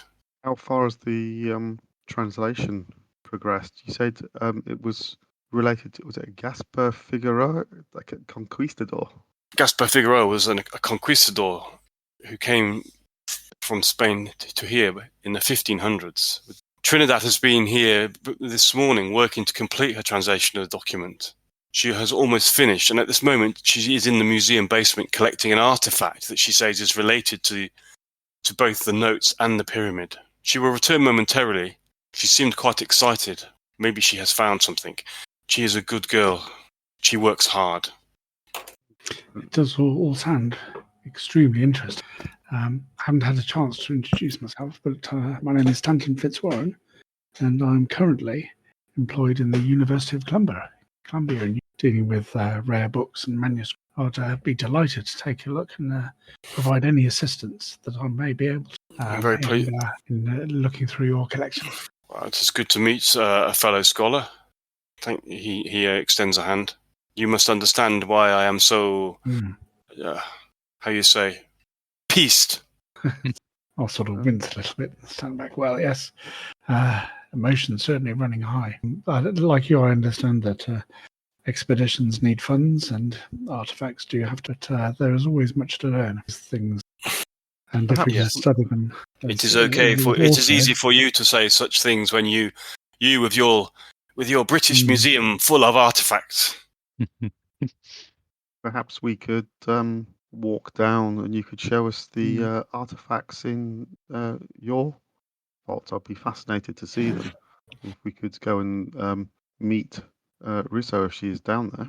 Well, she will be here. I told her to be here for 11, so she will be back at any moment. Do you take sugar? Yes, thank you. Not for me, thank you. Okay, he hands you all your coffee. Thank you. He sits. You sit in silence. It's a little bit awkward because he's actually he feels a bit. You can tell he's a bit wound up by all this. Jackson's kind of just sits back and starts filling his pipe. And I'm staring longingly at all the books and artifacts. And then suddenly Sanchez kind of looks up at the clock and says, "What is taking that girl so long? I told her to be ready for 11 o'clock promptly." What's the time now? 7 minutes past. Perhaps we should go and find her. Perhaps we should go and find her, Professor. Well, okay, we will go and find her. He puts his coffee down and follow me this way. We'll follow. Okay, you all gonna go? Yeah. Okay. He heads out into the corridor that you came up, back to the main door where you came through, and just inside the main door there's a staircase down, and he goes down the staircase. You following him down? Yeah. Okay, he finds himself in a dimly lit. He puts the lights on. So they kind of flicker a little bit. And then they come on, and you see a corridor which, at the end opposite is a door which is slightly ajar, which is the door to the storeroom. Lead on, Professor. Okay, as you're going down just about to descend the staircase, suddenly the telephone starts ringing in the professor's office. He says, "Wait, I must answer that." He goes back up the staircase. I'll head over to the open door and. Okay, you're going down the corridor anyway. Yeah. Okay. I'm gonna head down to the storeroom. Okay. So, what are the rest of you doing? Are you staying on the staircase, or are you going? Yeah, I'm looking. Jesse kind of hangs about on the staircase. Like half. No, not. Yeah, you're kind of looking up, waiting for the professor, basically. Yeah, I'm doing the same as Jesse. Looking at the professor down at the corridor. Yeah. What about Lex? What are you doing? I'll stay near Jacob. Okay, so you two are staying with Jesse on the staircase, and Douglas and Jacob are going down the corridor to where the doors ajar at the end. Yeah. Yeah. Okay. Alexander was going down the corridor. Did you say you're going down the corridor, Lex? I said I was staying with Jacob. Yeah. Okay. Oh no! Sorry, no. I'm going down the corridor. Yeah. The storeroom. You're staying with. You're going down. Lex is staying with. Yeah. I'll stay wherever he ambles to. I'll amble to. It's been a weird day. I don't really understand what's going on. You say you're with Jesse? You say or Jacob Lockhart. Jacob. Sorry. Okay. Okay. Yeah. Okay. So you, Jacob, and Douglas are going down the corridor. Yeah. So I'm Yeah. showing a lot of indecision, and then I'll follow them. Okay, so you're a little bit further back because you've Yes. dawdled a little bit, and then okay, and Jesse is standing on the stairs. Okay, you get to the door. You open the door. Jacob, you're at the front. You open the door to the storeroom beyond, and that's a good place to finish. Oh. Cliffhanger.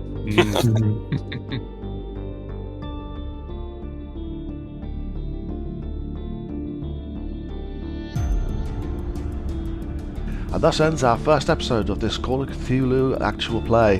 Hope you enjoyed it as much as we enjoyed playing. See you next week for episode 2.